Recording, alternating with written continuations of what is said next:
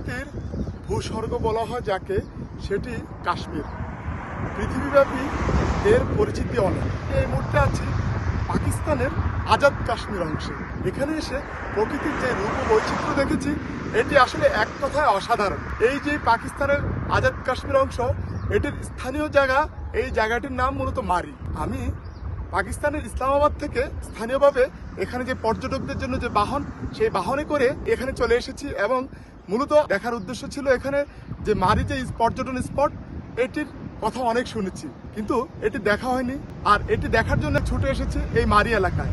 এখানে এসে যেমনটি দেখলাম, আসলে আমাদের বাংলাদেশের যে চট্টগ্রামে অথবা রাঙ্গামাটির যে পাহাড়ি অঞ্চলগুলো আছে, ঠিক একই রকম ভাবে এখানেও পাহাড়ি এঁকে বেঁকে চলা পথ আছে। তবে এটি সম্পূর্ণ নিয়ন্ত্রিত, অর্থাৎ এখানকার যে রাস্তাঘাট, যে চলাফেরা, এটি আসলে পর্যটকদের জন্য এতটাই আকর্ষণীয় এবং এতটাই সুন্দর করে সাজানো হয়েছে এবং নিরাপত্তা বেষ্টিত বলা চলে।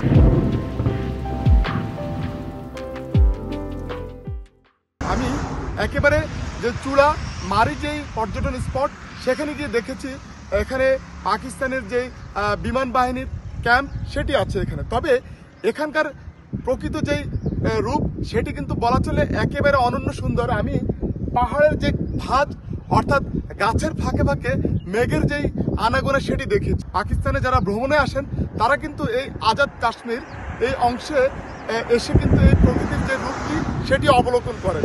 এটি এতটাই অনিন্দ্য সুন্দর এবং চমৎকার একটি পর্যটন স্পট, যেখানে আসলে পাহাড়ের ভাঁজে ভাঁজে বিভিন্ন ধরনের রিসোর্ট, বিভিন্ন ধরনের পর্যটকদের জন্য আবাসন ব্যবস্থা সহ ব্যাপক সুযোগ সুবিধা সম্পন্ন একটি জায়গা।